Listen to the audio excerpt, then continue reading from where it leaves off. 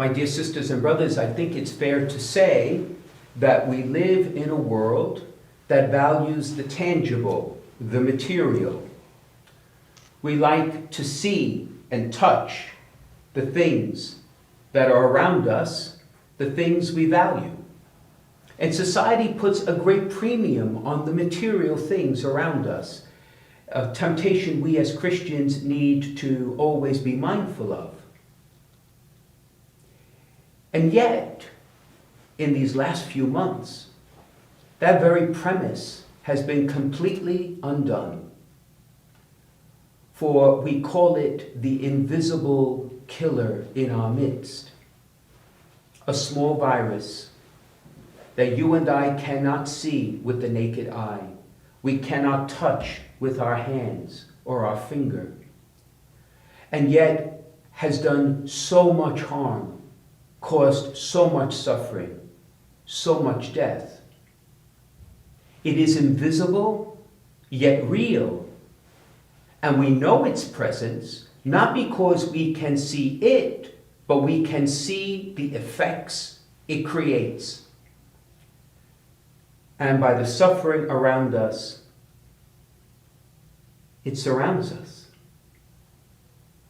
In fact, the pandemic has grown in part precisely because it is invisible, and for many who do not feel its effects have become themselves the agent of contagion. I recall that fact because on this sixth Sunday of Easter, Jesus reminds us that there is another in our midst who the world will not see, and because it does not see him, will not know him or believe him. But we do.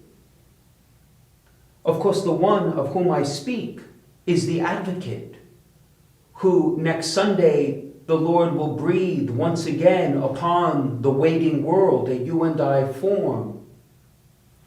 The divine person who is love himself, who, although invisible to our human senses, is very real in our presence, and whose presence is felt by the effects of his life to those who welcome him into their hearts.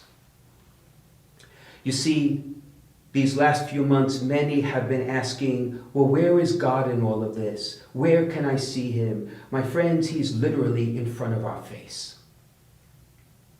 Allow me to ask, who in the end gives the courage that has motivated these heroic first responders to go into the face of danger, risking their lives so others may have healing in life? Is it just human courage? Is it just their gifts and talents? I think not. There is someone else who walks, accompanies, encourages, and empowers them to make God's presence felt. Allow me to ask you, do you believe that it is only human talent, education, and insight that is motivating so many to what we call the race for the cure? But is it not also the quiet, whispering inspiration of the Spirit of truth who will lead God's children to the cure we desperately need? And when it comes, my friends, that's the presence of the invisible Spirit being made present and real in our midst. And think of all of us in our isolation, in our time of confusion and questioning, when we've had those moments where we've literally raised ourselves up, rallied our spirits, gone forth, persevered, clung to hope, in confidence. That is not our doing alone, but it's our doing empowered and graced by the one I call the invisible one in our midst, who is real, whose effects are there when he allows us to persevere in patience and move forward in confident hope. One of the great things this terrible tragedy has caused us, my friends, to realize is that the things that we see and touch are not the only things that matter. The things we buy and sell have precious little value when life is suffering or dying. But the things you cannot see, but that are real and make their presence felt by the effects of their presence, are what occupy us now.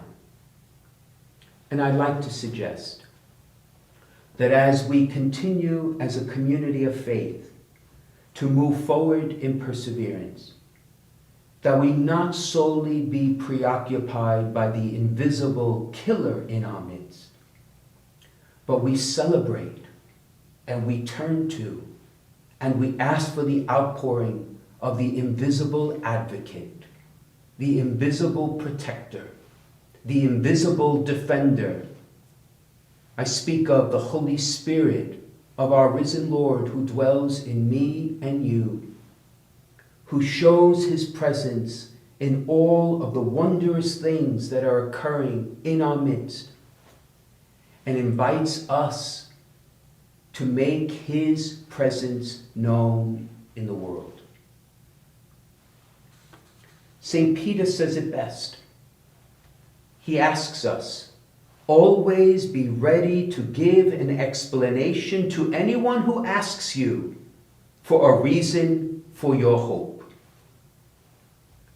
Allow me to dare to answer that by simply reminding you and me that the reason for our hope is that we are not abandoned, but the Holy Spirit of God, invisible to our eye, but as real as you and I are, walks with us every step of the way.